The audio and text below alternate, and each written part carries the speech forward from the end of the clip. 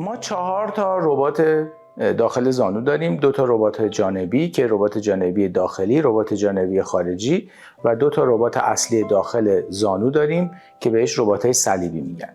خب شایع ترین رباتی که به صورت ایزوله و به تنهایی آسیب میبینه در ورزشکاران ربات جانبی داخلیه و بهش میگن MCL یا کلاترال داخلی. خب شایع ترین رباتی که آسیب میبینه و به جراحی منجر میشه ربات صلیبی هست، اما آسیب شایع اصلی ربات جانبیه. وقتی ما یه آسیب ربات جانبی به صورت ایزوله داریم و نیازمند جراحی نیست، خب بازگشت به ورزش حدود 1 الی 3 ماه بر حسب نوع ورزش فرق میکنه. شما اگر ورزش‌های جهشی، پرشی، سرعتی و یا پیوت تایپ و چرخشی داشته باشین، حدوداً 2 الی 3 ماه بازگشت به این ورزش‌ها طول میکشه.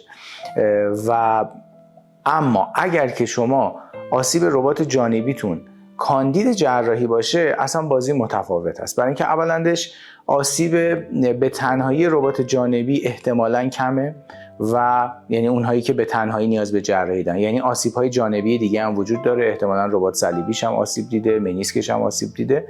ولی اگر نوعی باشه که فقط یک ربات صلیبی، یک ربات جانبی آسیب دیده داشته باشه و جراحی شده باشه، خب اون هم درست مثل یه پارگی ربات صلیبی حدوداً 6 تا 9 ماه طول میکشه تا اگر گرافتی براش استفاده شده و ترمیمی براش انجام شده، مچوریشن و بلوغ اون گرافت ایجاد بشه و بتونه به ورزشش برگرده. بنابراین اگر درمان غیر جراحی برای ربات جانبی انجام شده باشه، ورزشکار پیوت یا جهشی پرشی کانتکت نباشه، تقریبا از 45 روز بعد از آسیب دیدگی و دوره بازتوانیش میتونه ورزش رو شروع کنه. در ورزش‌های کانتکت و پیوت تایپ تقریبا پایان ماه 3 اگر خوب بازتوانی کرده باشه میتونه، ولی اگر جراحی شده باشه درست مثل ربات صلیبی 6 تا 9 ماه از آسیب دیدگی و درمانش باید گذشته باشه با پروتکل بازتوانی مناسب.